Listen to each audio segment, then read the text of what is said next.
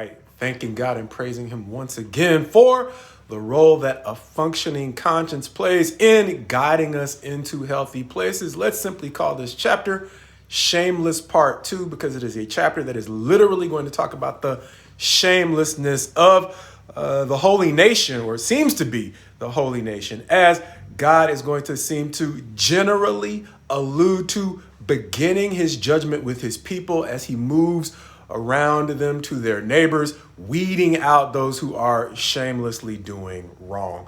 Something that he's going to talk about in more detail as he he specifically identifies the remnant among his people that will be left to enjoy their restoration in this chapter, but he's going to talk about in more detail in the final chapter of the book of Zephaniah, not only the remnant, but those who are not going to be included among the remnant, as he describes the remnant of his people and those welcomed from the nations to share once again with his people as well. Anyway, taking chapter 2, hopefully step by step, it's going to begin with a call to gather, but it's going to seem to spin around verse 2 that is going to say, gather before the decree takes effect, meaning the decree that the judgment of the Lord is about to bring hard times to Judah. Verses 1 and 3, advising them, 1, to gather together, and then in verse 3, to seek the Lord. I'll literally just read it.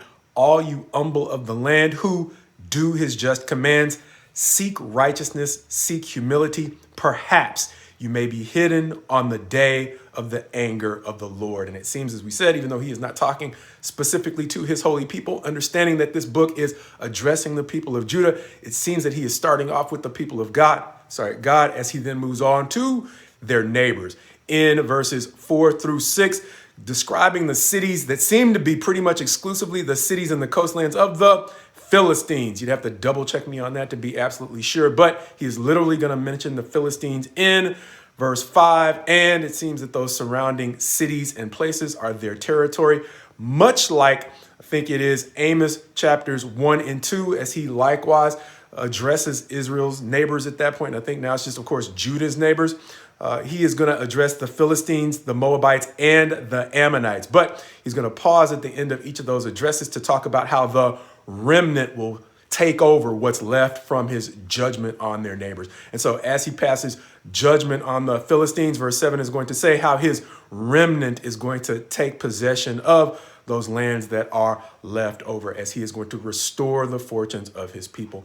Going on in verses 8 through 9, at least the first half of 8 through 9, as we said, to turn his attention to the to Moab and the Ammonites. It's literally going to say, similar to the way we'll see in Amos 1 and 2 before the second half of verse 9, likewise says the remnant shall plunder them and possess their lands or their things, as verse 10 says the why, much like we have seen in other prophecies, because instead of, recall, the Ammonites and the Moabites are in some ways blood kin to the Israelites, as sometimes you can see family rivalry produces bitterness because of the bitterness that replaced the affection and the sympathy they should have had towards Israel. When Israel stumbled in a way that should have provoked some sympathy in Moab and Ammon, instead, they taunted and reviled and made boasts in the day when, in some ways, God had actually told his people, the Israelites, to actually help Moab when they had their hard times.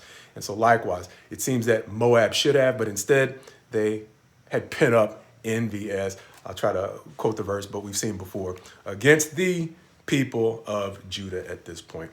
Understanding that, verse 11 is going to go on and talk about the way that the day of the Lord will once again be an awesome day. I'll just read it. The Lord will be awesome against them, for he will famish all the gods of the earth, and to him shall bow down, each in its place, all the lands of the nations. As he's going to go on and move forward through other nations, the Cushites not escaping his judgment, saying that he's going to bring a sword to the Cushites as well, as he then goes to a familiar name, the Assyrians and their capital, the capital city of Nineveh, of, once again, Jonah fame.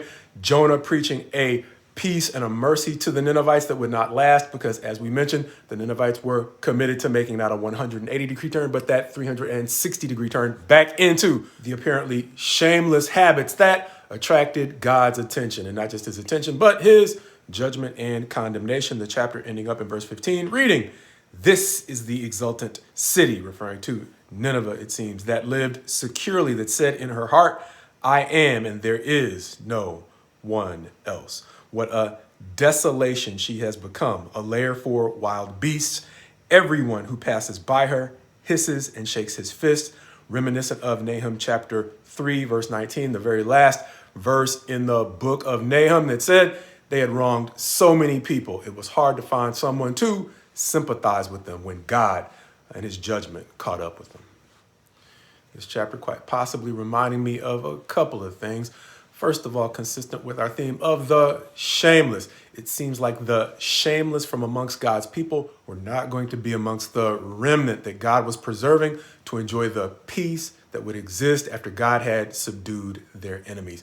Quite possibly because the shameless amongst his people bore too close a resemblance to the enemies that God was subduing around them. Understanding that as God was subduing the problems around them, he wasn't doing it so that his people could then become the problem.